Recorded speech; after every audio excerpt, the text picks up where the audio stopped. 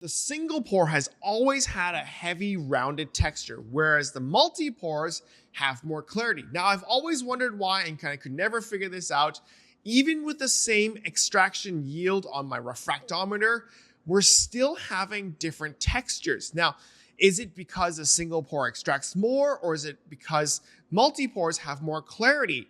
Now, the interesting thing was in the last video, I showed a high and dry coffee bed. So as a thought experiment, I thought, what if I took half the coffee that I had brewed out and then poured it back through the grinds or the coffee bed to extract the missing flavors? What would I get? Now, in theory, you would think that there's more flavors being extracted out. Well, this is true.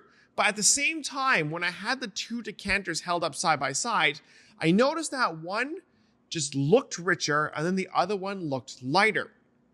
It was actually the first pour that looked richer and then the second pour that looked lighter. Now, the thing is, when you hold it to a light very clearly, you'll notice that the second pour actually has more color to it and then the first one has less color to it. So that just means that the second one did have more extracted flavors, but for some reasons it was clearer and cleaner than the first one. Now, as I looked deeper into it and closer into it, I noticed that the first original half had a little bit of a murkiness to it.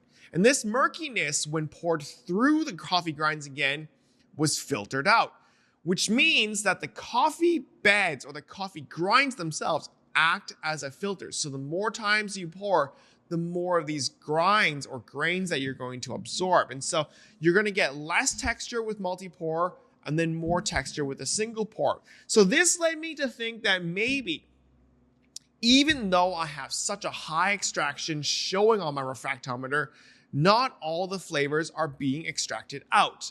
And so I started playing around with this kind of balancing of texture and clarity and extraction yield by actually brewing a single pour and then taking some of that to pour back into the grinds. Now, I'm filtering out some of the grit out, and at the same time, I'm going to be absorbing all the last little bit of flavors that I might have missed in the original brew. Now, some of the beans clog more than others, and so I noticed that the extraction yield wasn't really changing. But it is an interesting kind of rabbit hole I went down, and I was trying to balance it. So my current balance is I actually take 30%, 33, like a third of the brewed coffee, and I pour it back through the grinds. Let me show you guys.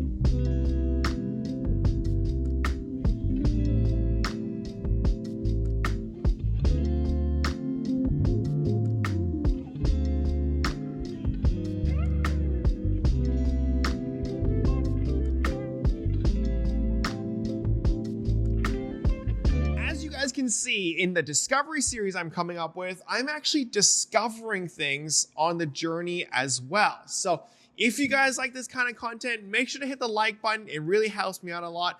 And if you want to discover more, make sure to subscribe and hit that bell notification so you can get the latest updates on the newest techniques. But as always, thank you guys so much for watching, and I'll catch you guys in the next one.